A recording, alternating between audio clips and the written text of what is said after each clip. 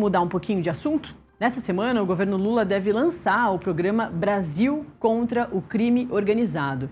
A expectativa é que o anúncio ocorra na terça-feira, amanhã, no Palácio do Planalto.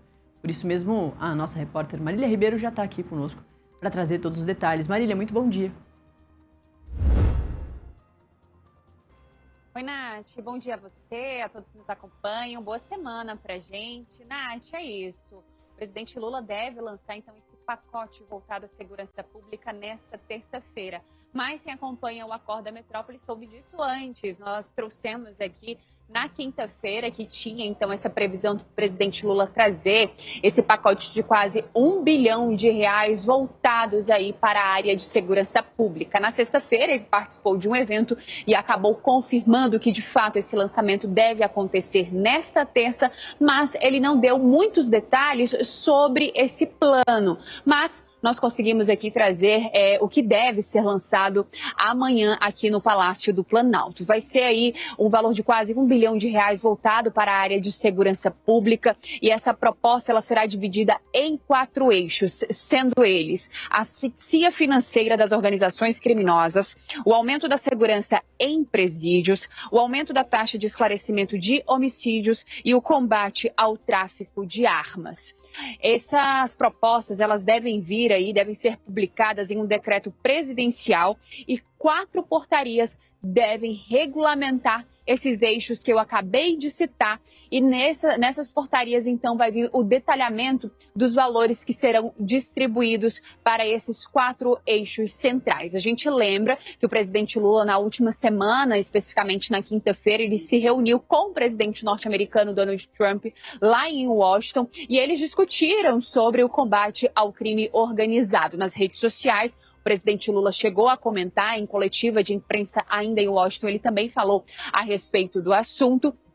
E agora, então, ele faz o lançamento desse pacote, que é voltado ali, Nath, junto com o Ministério da Justiça e Segurança Pública. O ministro Wellington Silva fez, então, toda a construção desse texto que vai ser lançado nesta terça-feira, e ele deve participar do evento que vai acontecer também aqui no Palácio do Planalto. Importante lembrar que segurança pública deve ser um dos principais temas para as eleições de 2026. É uma das principais bandeiras também do governo federal, já que ele lançou aí para o Congresso Nacional 2 propostas. Uma delas foi o projeto de lei antifacção, que já foi aprovado pelo Congresso Nacional e sancionado pelo presidente Lula. A outra é a proposta de emenda à Constituição da Segurança Pública, que neste momento está parada lá no Senado Federal, precisando apenas aí que o presidente da casa, Davi Alcolumbre, faça a sua distribuição, diga, qual será o trâmite dessa proposta. Na Câmara dos Deputados, a PEC já foi aprovada, e agora a gente aguarda, então, a sinalização do Senado Federal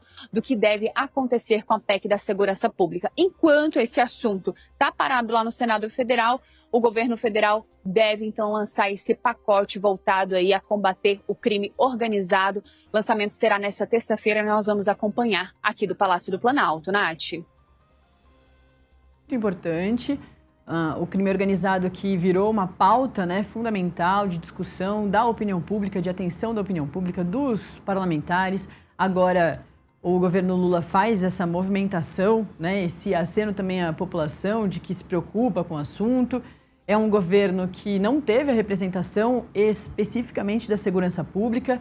Era uma promessa de campanha do presidente Lula. Ele não conseguiu separar a pasta ao longo dos quase 4 anos de governo, A pasta continuou sendo Ministério da Justiça e Segurança Pública. Então, essa é uma pedrinha no sapato do governo do presidente Lula, e a gente vai seguir acompanhando. A gente teve agora a CPI do crime organizado, que começou depois ali, principalmente das 2 grandes operações que a gente teve ano passado, da Carbono Oculto em São Paulo, da Polícia Federal sobre o PCC, depois da Polícia Civil e Polícia Militar no Rio de Janeiro contra o Comando Vermelho, com a Operação Contenção.